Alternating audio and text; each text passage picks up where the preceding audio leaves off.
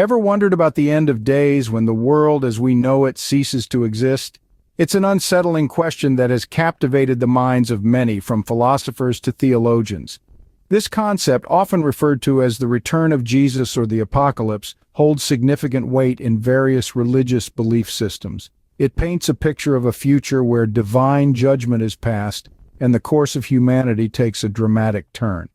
In this journey, we'll explore what the Bible, especially the books of Revelation and Genesis, say about these momentous events. Join us as we discuss the end of days and the return of Jesus Christ. The books of Revelation and Genesis, the last and the first books of the Bible, hold interesting insights about the end of days. These scriptures, often wrapped in symbolism and mystique, offer a glimpse into what has been prophesied for the closing chapter of humanity's story. Let's delve into the book of Revelation first. It's here that we find the vivid imagery of the four horsemen of the apocalypse, symbols of war, famine, death, and pestilence. These are not mere tales of old, they are prophetic signs of global calamities that, according to the scriptures, will precede the end of days. Then there's the mark of the beast, a symbol of economic control that the Bible warns will be a sign of the times. It's a prophecy that speaks of a future where buying and selling would be manipulated, potentially hinting at a world grappling with economic crises or shifts in global power. Switching gears to Genesis, we find a narrative that sets the stage for the human story, but also holds prophetic insights. The moral decay of humanity, as seen in the days of Noah, is a poignant example. The scriptures describe a time when the wickedness of man was great in the earth, a time when virtue was forgotten and vice took the reins. This moral decline, as per biblical prophecy, is another sign of the approaching end of days. Natural disasters, too, find mention in these prophecies. Earthquakes, floods, and other natural calamities are seen as divine signals, pointing to the fact that the world, as we know it, is inching towards its prophesied conclusion. These signs serve as a divine warning, a celestial alarm clock counting down to the end of days. The return of Jesus, or the second coming, is a central event in the end times narrative. It's a moment that's been anticipated, discussed, and explored in countless ways, across countless cultures, and it holds a particularly significant place in Christian eschatology. In the New Testament, the second coming is often portrayed as a grand celestial event. The Gospel of Matthew describes Jesus' return as an illumination that flashes from the east to the west. It's a light that outshines everything else, a light that's impossible to miss. And with this light, Jesus is expected to gather his elect from the four winds, from one end of the heavens to the other. It's a gathering of those deemed righteous, a gathering that marks the beginning of the end. Yet the second coming isn't just about the gathering of the elect, it's also about final judgment. The Bible details this judgment as a time when Jesus, in all his glory, will sit on his throne and separate people one from another, the way a shepherd separates the sheep from the goats. It's a time of reckoning where the righteous will be rewarded with eternal life, while the wicked will face eternal punishment. These descriptions, while vivid and awe-inspiring, are also layered with metaphor and symbolism. They speak to the dramatic nature of the event, but they also underscore its profound significance. The second coming isn't just a spectacle, it's a turning point, a moment of divine intervention that upends the world as we know it. Some interpret these descriptions literally, envisioning a future filled with celestial phenomena and divine judgment. Others see them as symbolic, representing broader themes of justice, righteousness, and divine love. Regardless of interpretation, the second coming stands as a pivotal event in the end times narrative, a moment that signals the culmination of history and the dawn of a new era. This event, awaited by millions, is seen as a beacon of hope amidst the chaos of the end times. It's a promise of a new beginning, a promise of a world reborn in righteousness and peace. And it's this promise, this hope, that continues to inspire and guide us, even in the face of uncertainty and fear. The signs foretold centuries ago, do they resonate with our world today? As we navigate the complexities of the 21st century, we find ourselves confronted with a world in constant change. Wars and rumors of wars echo across continents as nations rise against nations. The Middle East, a region steeped in ancient history, is often the epicenter of these conflicts. Just a few years ago, Afghanistan saw a resurgence of the Taliban, leading to a heartbreaking disruption of education and life for many, especially women and girls. This upheaval, this struggle for power, mirrors the turbulent times prophesied in the Bible. Natural disasters, too, seem to be increasing in both frequency and intensity. Storms rage, fires burn, and the earth trembles under our feet.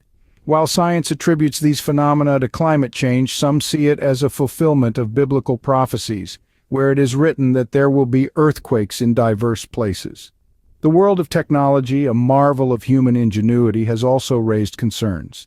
The dominance of tech giants like Alphabet, the parent company of Google, has led to discussions about the moral implications of such power. Is this the beginning of the knowledge shall increase prophecy from the book of Daniel, where it speaks of a time when people will run to and fro, and knowledge shall be increased?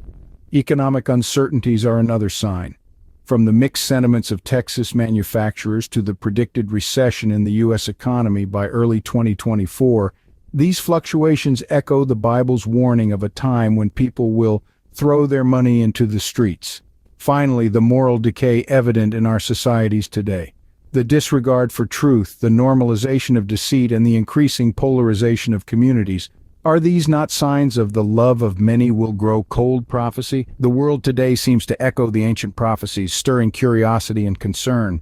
In the face of such daunting prophecies, where does one find hope? A question that echoes in the chambers of our hearts as we navigate these turbulent times. Yet the narrative of the end days, as foretold in the Scriptures, is not solely a tale of disaster and despair. It is in fact a story of redemption, a promise of renewal and hope that can be found even amidst the chaos. The book of Revelations, often noted for its vivid imagery of the apocalypse, also carries within its verses a message of immense hope. It speaks of a new heaven and a new earth, a divine promise of restoration, where God will wipe away every tear, and there will be no more death, sorrow, or pain. It's a promise that speaks to the heart of every human being, a promise of a world restored to its original beauty, a world without the shadows of sin and suffering. In the Genesis story, we find the tale of creation, where God crafted the world in all its splendor and beauty. With each passing day of creation, God saw that it was good.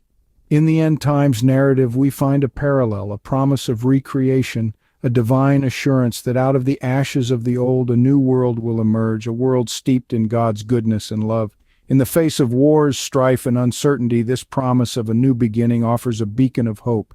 It invites us to look beyond the turmoil, to envision a future shaped by peace, justice, and divine love. It's a future where the lion and the lamb can lie down together in peace, where the wolf and the lamb will feed together, and the lion will eat straw like the ox. This message of hope does not negate the reality of the trials we face today. It does not dismiss the pain or the suffering. It does not deny the existence of evil, but it does offer a perspective, a vision of the world as God intended it to be, a world where love, justice, and peace reign supreme. While the end of days may be a time of upheaval, it's also a time of renewal, a new beginning. Let this promise of renewal buoy our spirits as we navigate the waters of these troubled times, remembering that in the end, love will have the final say. As we delve into the prophecies and signs of the end times, one question remains. In our journey through the Scriptures, we've explored the Alpha and the Omega, the beginning and the end, the bookends of human history as foretold in the Bible. We've traversed the landscape of the second coming, the return of Jesus Christ, an event that carries with it both awe and apprehension. We've examined the signs of our times, the wars and rumors of wars, the rise and fall of nations, the changing tides that echo the prophecies of old, the disarray in the Middle East, the economic uncertainties in the global market, and the geopolitical tensions involving Russia and Ukraine. These are but fragments of the larger tapestry of human history, threads woven with the potential to fulfill the ancient prophecies. Yet amidst the chaos we found hope. Hope in the promise of a new beginning. Hope in the faith that carries us through trials and tribulations. Hope in the belief that even the darkest hour is just before the dawn. These prophecies, these signs, they're not just ancient words on parchment. They're the milestones on our faith journey, the guideposts that lead us towards understanding, towards redemption. They're the whispers of the past that echo in the present, shaping our perspective of the future. Are we living in the end times? That's for you to ponder and decide. Subscribe for more prophetic content.